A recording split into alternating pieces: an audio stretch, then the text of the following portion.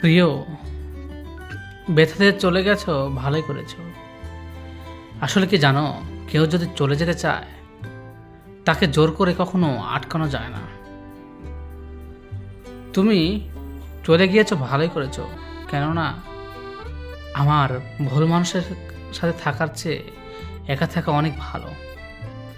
আসলে হয়তোবা আমার কোনো ভুল ছিল, যার কারণে তোমার মতো একজন ভুল মানুষের কাছ থেকে, ভালোবাসা থেকে তীক্ষ্ণ ব্যথা পেয়েছি।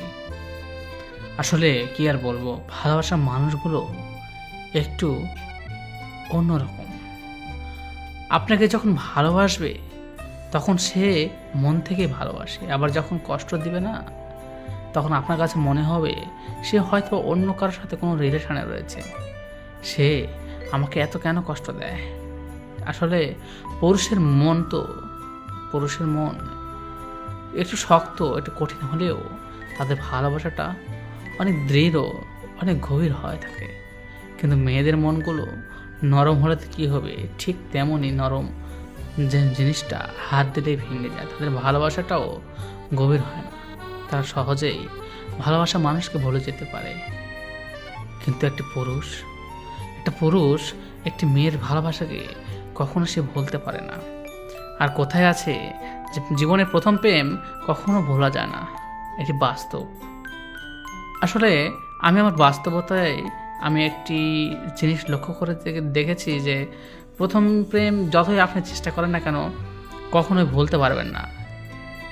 কেননা আপনার জীবনে একটি মায়া, স্নিগ্ধ ছোঁয়া এবং অনুভূতিগুলো আপনি কোথাও এর আগে পাননি। এই প্রথম আপনি সেই মানুষটির কাছ থেকে পেয়েছেন, যে মানুষটি আপনাকে মায়ার আদরে একটি মায়ায় জর্জরিত করেছে। আর আপনি মায়াটা কিভাবে পরিত্যাগ করবেন? তোমার কাছে একটাই প্রশ্ন, প্রিয়।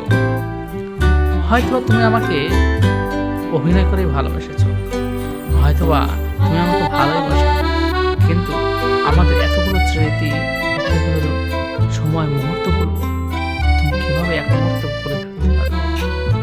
কিভাবে ভুলে গিয়ে অন্য একটি মানুষের হাত ধরে চলে যেতে পারবে? আসলে এই প্রশ্নটি সকল পুরুষের মনেই জাগে যে সময়টি তার মানুষের সাথে সম্পর্ক নষ্ট হয়। কিন্তু এই প্রশ্নের উত্তরটা সেই পুরুষ কখনো খুঁজে পায় না।